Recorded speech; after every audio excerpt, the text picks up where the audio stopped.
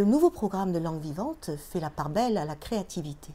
Les élèves doivent acquérir à l'oral et à l'écrit des compétences leur permettant non seulement de comprendre, d'exprimer et d'interagir, mais aussi de créer. Des professeurs de langue qui font déjà appel à la créativité des élèves dans l'élaboration de leurs séquences ne peuvent que souscrire à cette composante. Je citerai volontiers un extrait du programme du cycle 4 très explicite à ce sujet.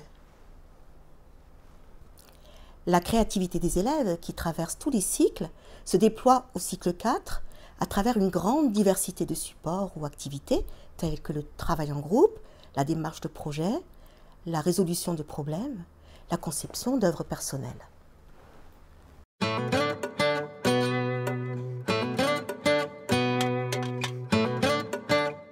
La créativité est un élément clé de la méthode Fantastisch. Cela apparaît clairement dans la tâche intermédiaire de chaque unité qui permet de préparer le projet final en réinvestissant tous les acquis dans des productions très diverses. Par exemple, dans l'unité 2, l'élève doit créer une liste de conseils contre l'ennui. Après l'avoir imaginée, il va la rédiger puis l'illustrer de façon originale. Cette créativité est également sollicitée dans les projets finaux de chaque unité, à l'écrit comme à l'oral. Par exemple, dans l'unité 3, les élèves doivent inventer une famille originale composée uniquement d'animaux. Tout est à inventer, aussi bien les espèces animalières que le nom de chaque animal, la façon de le représenter ou encore les liens de parenté de cette drôle de famille.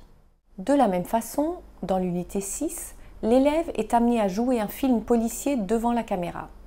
Il lui faut rédiger le scénario des différentes scènes, apprendre son texte, puis jouer son rôle comme un véritable acteur. Sa créativité et son sens de l'interprétation sont donc encouragés du début à la fin du projet.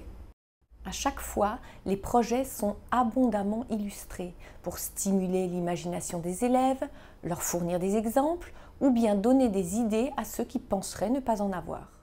Bien entendu, les EPI que nous proposons en fin d'ouvrage font également beaucoup travailler la créativité de l'élève.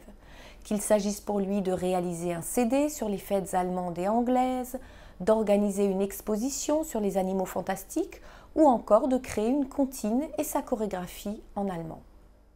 Dans Fantastisch, les élèves sont aussi créatifs au moment de l'apprentissage du vocabulaire. Nous leur proposons en effet des cartes mentales pour mieux mémoriser les champs lexicaux abordés dans l'unité.